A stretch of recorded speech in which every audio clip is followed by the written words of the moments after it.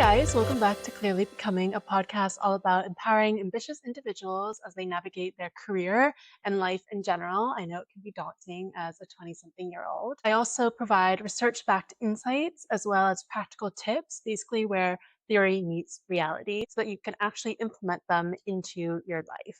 And this is your reminder that you can be ambitious and confused at the same time. So without further ado, let's get into it. Okay, get cozy, get a little coffee, whatever you might need, because I'm going to go into a story time. And this is the time that I thought I got fired over a Teams message. And yes, I know I'm being a little bit extreme for the drama effect, but I swear I literally thought I was the most useless employee. And so what happened is that I worked from home 2 days and then in the office for 3 days. And what basically happened was I had just realized that on an HP laptop, you can swipe through different desktops. I know I'm ancient, low-key a grandma with technology, but what happened is that I didn't hear the Teams notification ping because it was on a different desktop. And I don't know if that's a thing. Maybe my audio was off. I don't know. Could just be me really bad at technology again, but I did not hear that Teams message ping from my manager twice. So I looked back and I checked and I was like, oh my gosh, I had missed a Teams message ping and it's been like an hour ago. And I was low-key freaking out because I was like, oh my gosh, normally I try to respond really quickly. And, I was just spiraling because that's who I am. I make things more extreme than they really are. And it's also my first job and I'm still getting used to how everything works and how to communicate best. And, I feel a lot of pressure to do well at my job. Obviously, I also want to do well in general. I'm a little bit of a perfectionist. So all of these things just add up and accumulated and made me overthink and also made me feel really stressed and anxious at the same time. And so one of the tests was about a real task that I need to do and another about something to do in a meeting. So really it wasn't a crisis, but it was still like things to do. And then again at 5 p.m., you can see on Teams and everything, like when people have walked away and how long they've been away for. And so normally I check, especially on like work from home days, to see like when everybody else has logged off kind of. And so they've been away for like, 10, 15 minutes. So I was like, okay, cool. Like it's after 5 p.m., which normally for my work, we end at like 5 p.m.-ish, especially on like work from home days. So I was like, okay, cool, I can log off. And I actually went to go film my podcast, one of these episodes. And when I film podcasts, I use my phone and I have do not disturb mode on because obviously I don't want anything to disturb me. But turns out I got a ping on my Teams message at like 5:10, and then another one asked me to do a task, and then another one at like 5:15 saying that they'd already completed a task. And so I was freaking out even more so because not only did I miss a Teams message in the beginning of the day, but I also missed one again at the end of the day, and they already did it. And so I was like, oh my gosh, I am the most useless employee. Like, I didn't even do the task that was assigned to me, and I logged off too early. I didn't respond to the text message. I'm failing. I'm gonna get fired because, I'm so worthless. Like, why did they need me? Why did they hire me if they can just do it themselves? And so basically, I was getting really overwhelmed and really stressed and just spiraling and going into these hypothetical situations that probably never would have happened. And I'm sure we all do this, especially those who are perfectionists. I understand you. So yeah, I was just like building all these cases that they don't need to me and proving basically to myself that I was worthless. I was using all my beliefs and experiences to basically form evidence about a claim that I was making, which again has no like data to prove that. Literally, I was just making things up. I had no idea what my manager was thinking. And so I talked to a friend about it. I went for a stress walk around Central Park, and then I went for a stress run in the morning. And my mom had told me that, you should just talk to your manager about it and bring it up and apologize and say if there's something else I can do. So I went to my one-on-one with my manager the next day and I brought it up and I apologized. And the funny thing is that my manager didn't even notice. She was like, I was on the dock anyways. It was just a quick thing. And yeah, it's no big deal. Don't worry about it. So basically, I created so many hypothetical, stressful claims and assumptions about what she was thinking without even really knowing what it was. So all of these assumptions made me freak out, made me spiral, when in reality, it really wasn't a big deal. So, why do we make assumptions and why do we catastrophize things without really knowing the reality behind it? And so, I want to get into the nitty gritty psychology, neuroscience concepts that explain this and how we can overcome that barrier of making assumptions when in reality, it's really not that big deal. So, first, I just want to preface that catastrophizing things and making assumptions is not out of the ordinary. Actually, it's very common. And I just wanted to list some stats because, especially in our generation, Gen Z in the workforce, 77% of Gen Z workers say that workplace communication is a minefield of anxiety. 77%. That's a huge number. And 30% specifically fear that one-on-one conversations with their managers. So it makes me feel better because it shows that a lot of people are probably spiraling over team messages and miscommunication and everything like that. And that was by Edu Birdie survey or Edu Birdie survey. Can't pronounce things. And then another thing is that 40% of Gen Z say they feel stressed or anxious most of the time at their work. That's 40% of Gen Z who feel stressed or anxious at their work. And that was by Deloitte survey and a millennial survey. So really it's a whole generation problem when you're feeling stressed and anxious. It's not just a you thing. Also, more than half of Gen Z workers report regularly dealing with imposter syndrome on the job. Basically, they feel like they don't need me, I'm worthless, I'm useless. That's how I was feeling. And these are very, very common thoughts. So next time you think that you're the only one, just remember that it's really a whole generation problem, and a lot of people are dealing with these same things. So don't worry, you're not alone. So a common thing that we do is that we mind read about other people. And I think one of the reasons that we mind read and make assumptions is so that we can anticipate and be proactive about our behavior and action.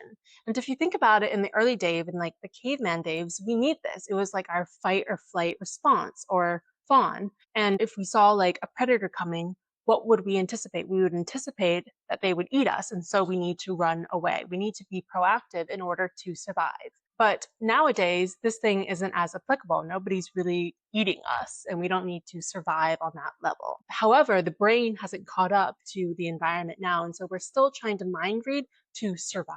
Also, we have this confirmation bias. What the confirmation bias is that we try to confirm the thing that we believe.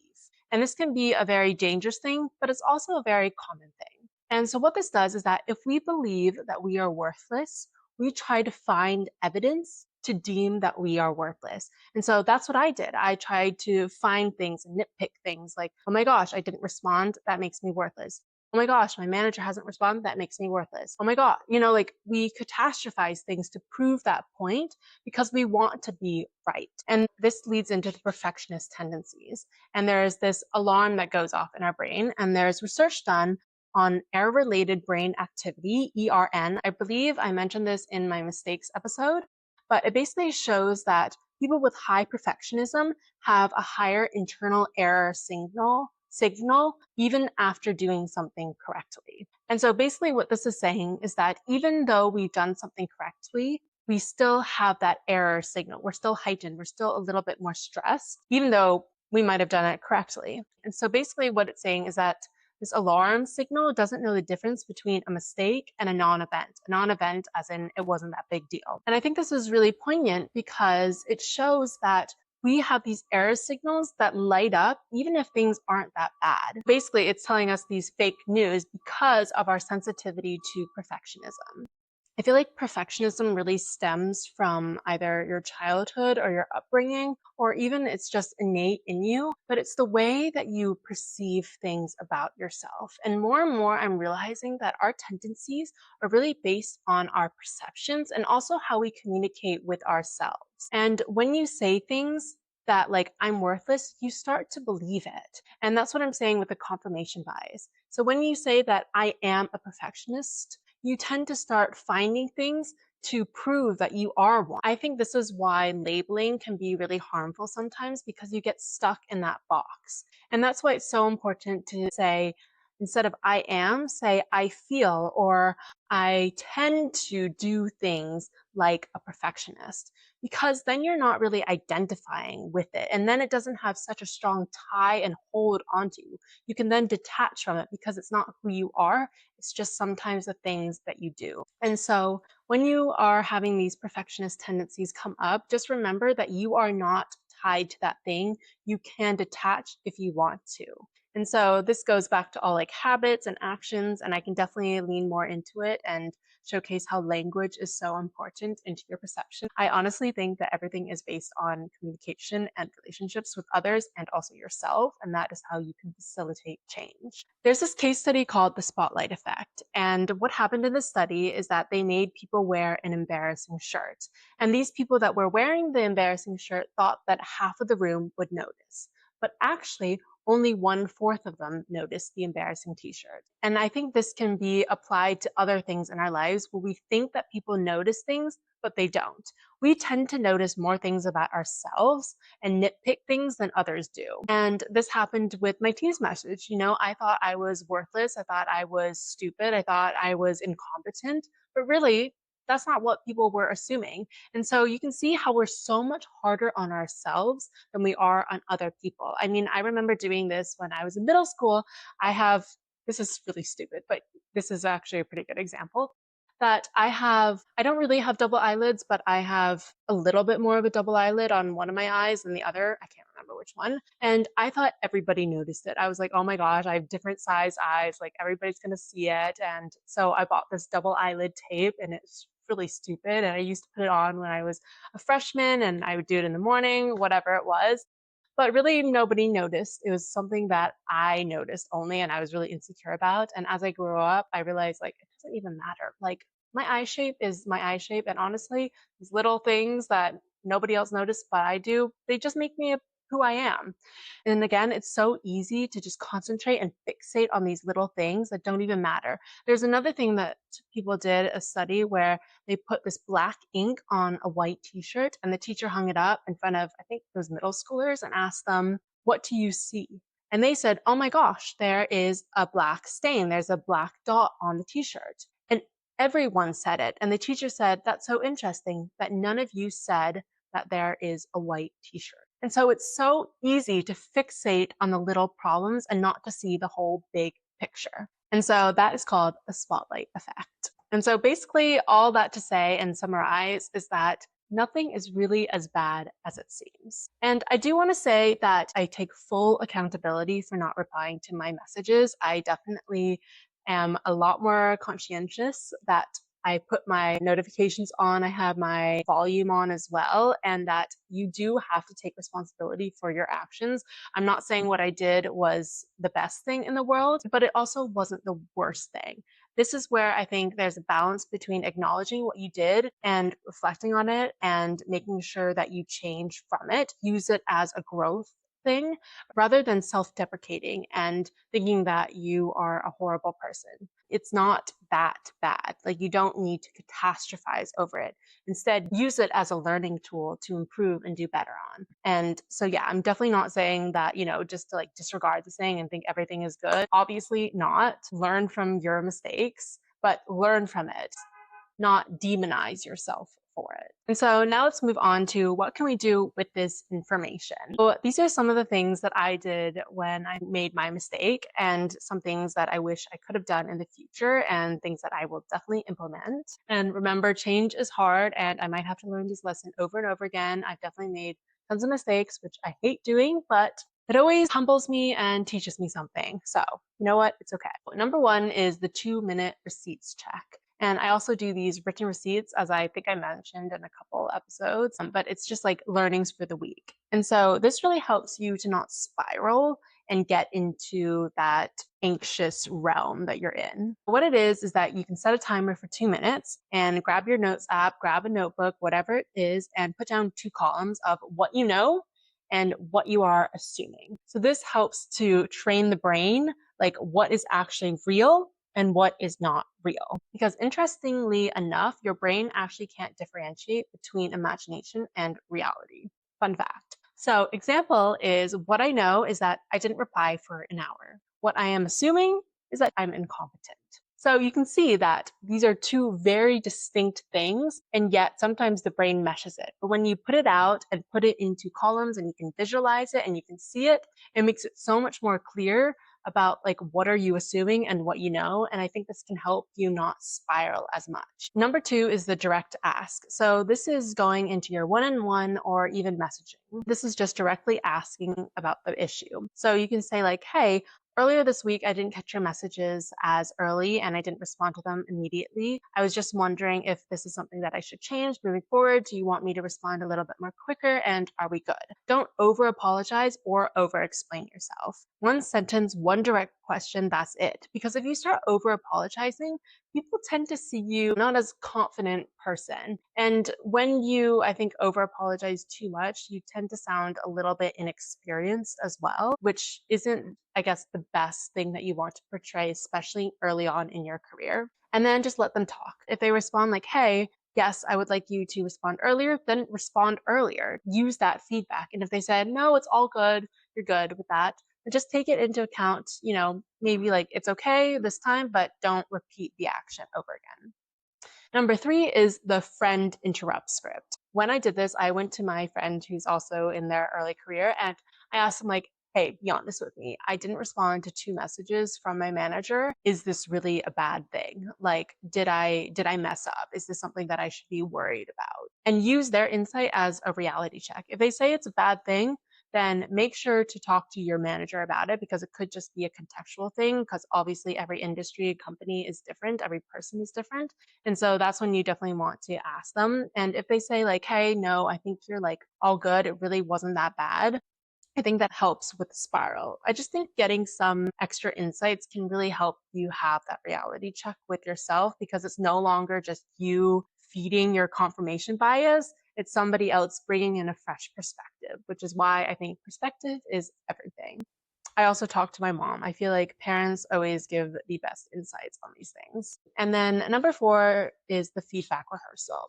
And something that I think can really help you moving forward and also help me moving forward is that when you spiral or if you tend to catastrophize things really easily, personally speaking, that feedback was something that I have really had to embrace and get used to and work on is receiving that feedback because it's not an easy thing, even constructive feedback.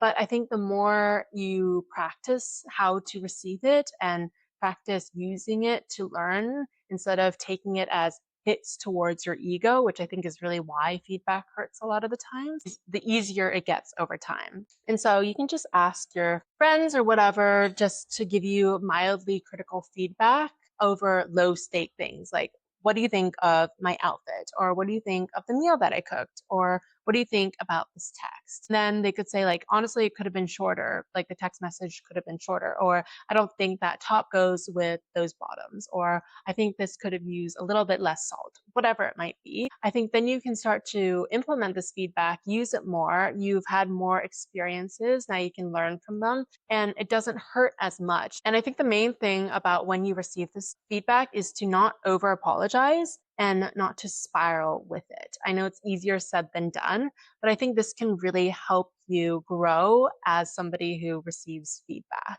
And it's like the whole thing, if you can use an analogy in the gym, like the more reps you get, the stronger you'll be. So the more feedback you get, the stronger you'll be at receiving the feedback. And it also teaches yourself and your brain that you are okay, like you are safe. Nobody's out to get you. Nobody's going to eat you. Nobody's going to harm you or whatever it is, the less your brain will have these fire alarms going off and the error related negativity signals, especially for those in those perfectionist tendencies. Yeah, I think it'll help you in the more high stakes situations when you receive more feedback in the low stake ones. So I hope those things help. I'm just going to summarize again the practice things. It's the 2-minute receipts, the one that what do you know and what are you assuming? Number two is the direct ask. Ask the person directly. Was it that bad? Don't over apologize. The friend interrupt script, ask somebody else for their insights on your mistake. And then number four is just implement a little bit more feedback into your daily life at low stakes. So that is everything that I have for today's episode about spiraling and thinking that your mistake is going to ruin your life. It's definitely a common thing to do, so you are not alone. I definitely have the experience as seen in this episode. Don't beat yourself up about it and remember that every single mistake is a learning. It's not something that you should dwell on. And really, it's important to detach yourself, especially detaching your ego from that mistake. And as always, I'll close this off with who am I clearly becoming? I am clearly becoming somebody who is learning that perception is really everything. How you perceive words is so important. There is such a difference between being lonely and being alone. And just noticing these differences, I think, can really change how you think and how you behave in those experiences. So that is someone who I am clearly becoming. And I hope you really enjoyed this episode. I hope it helps you not spiral or catastrophize situations and just learn how to use mistakes as learnings as well. And also how we really, really nitpick at the little things where instead of just seeing the entire picture as a whole. So definitely send this to somebody who is spiraling over that team's message or mistake or whatever it might be. And definitely comment below, share your thoughts, subscribe so that I can continue making these episodes. And I hope you guys have a beautiful rest of your day, and I'll see you in the next episode. Bye.